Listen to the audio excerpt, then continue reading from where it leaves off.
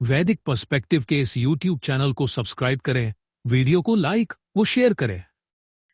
ओम विसुपर्णो अंतरिक्षाणि अक्षत गभीर वीपा असुरः सुनीतः क्वा इदानीम सूर्यः कः चिकेत कतमां द्याम रश्मिः अस्य ततान। व्याख्यान किया सुंदर पालन करने वाले ने, अंतरिक्षों का गंभीर प्रकंपित करने वाले ने, प्राणवान ने, सुनीत ने, कहाँ है अब सूर्य किसने जाना, किस देव को रश्मि ने इसकी फैलाया। मंत्र ऋग्वेद के प्रथम मंडल के 35वें सूक्त का यह सप्तम मंत्र है। तो यह अंतरिक्ष की बात है यहाँ पर, जैसे कि इसमें मंत्रांश में कहा गया है कि व्याख्यान किया सुंदर पालन करने वाले ने अंतरिक्षों का। इस मंत्रांश को हम समझने का प्रयास कर रहे हैं। वेदों में अंतरिक्ष तो वही है। वेद की दृष्टि से अंतरिक्ष को 3 भागों में विभाजित किया जा सकता है। पहला पृथ्वी, दूसरा अंतरिक्ष, तीसरा देवलोक या स्वर्ग। अब पृथ्वी के अंतर्गत हो गया स्थूल पृथ्वी, जो भौतिक जगत में दिखती है। पृथ्वी जो कि इस सौर मंडल का भाग है, और इस पृथ्वी का एक उपग्रह है चंद्रमा, वो हम अपने भौतिक आंखों से देख रहे हैं।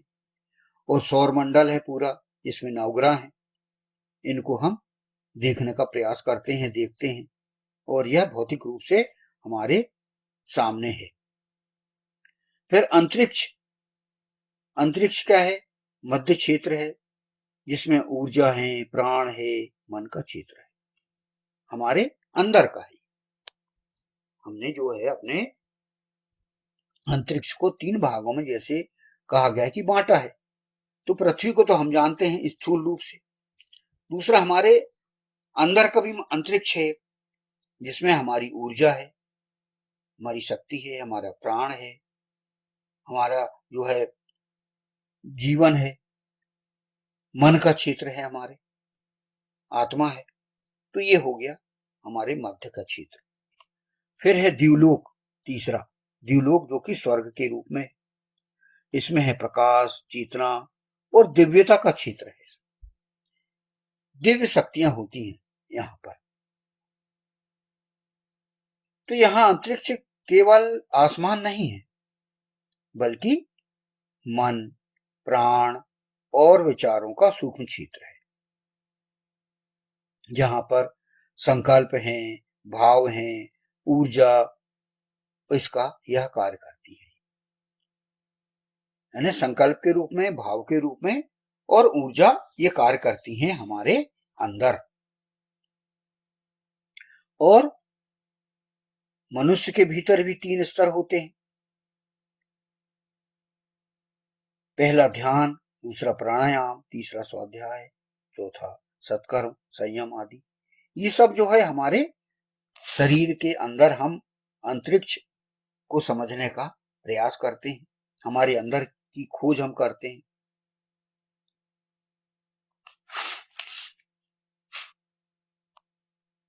तो अंतरिक्ष के आंतरिक अर्थ को हम समझने का प्रयास कर रहे हैं कि मनुष्य के भीतर भी 3 स्तर होते हैं। पहला शरीर, जो कि पृथ्वी के रूप में है, जो कि हमारे आंखों से दिखता है। दूसरा है मन या प्राण, यह हमारा हो गया अंतरिक्ष। और तीसरी हो गई द्युलोक के रूप में, और यह हमारी आत्मा में रहता है, आत्मा के रूप में। अर्थात शरीर, मन और आत्मा, ये हमारे अंदर के शरीर के 3 भाग हो गए।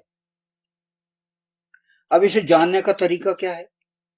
हमारे अंतरिक्ष जो अंदर, हम कैसे जाने, किस प्रकार हम हमारे इस आंतरिक अंतरिक्ष को कैसे जाने हम? उसके लिए पहला हम उपयोग करते हैं ध्यान का। ध्यान योग के माध्यम से मन को शांत कर भीतर के विचारों को देखते हैं हम, और धीरे धीरे मन का विस्तार अनुभव होता है। दूसरा है प्राणायाम, श्वास के माध्यम से प्राण या ऊर्जा को संतुलित करना। इसमें अंतरिक्ष अर्थात मन प्राण का क्षेत्र जो है वह शुद्ध होता है। फिर स्वाध्याय के माध्यम से, जिसमें हम वेद अध्ययन करते हैं, शास्त्रों का अध्ययन करते हैं, पुराणों का अध्ययन करते हैं। इससे ज्ञान में बुद्धि का विस्तार होता है और सही दृष्टिकोण हमारा विकसित होता है। फिर चौथा हम सत्कर्म और संयम के माध्यम से करते हैं, इंद्रियों पर नियंत्रण करके मन स्थिर और निर्मल बनता है।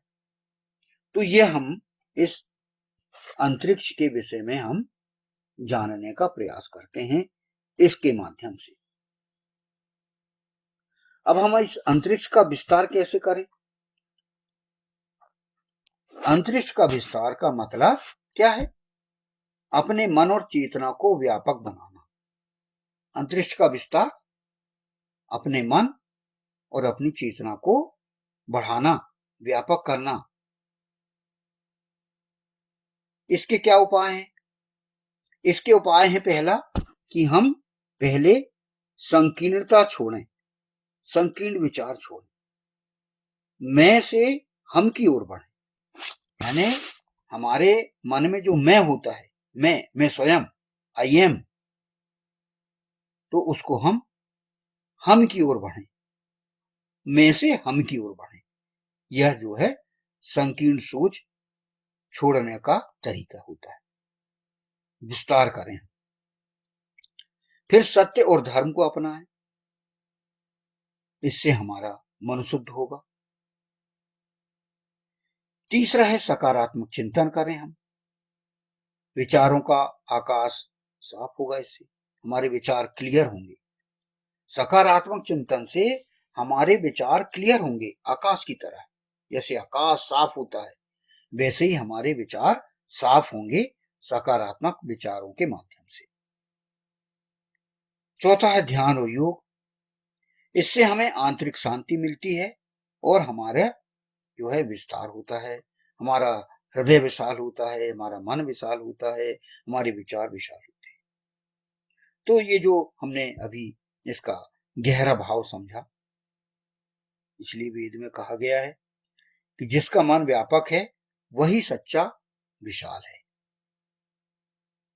तो जब व्यक्ति अपने भीतर के अंतरिक्ष को जान लेता है तो वह बाहरी ब्रह्मांड को भी सही दृष्टि से समझने लगता है। तो इसीलिए सबसे सही उपाय है कि हमारे अंदर ही हम अधिक मेहनत करें, अधिक ध्यान दें हमारे अंदर।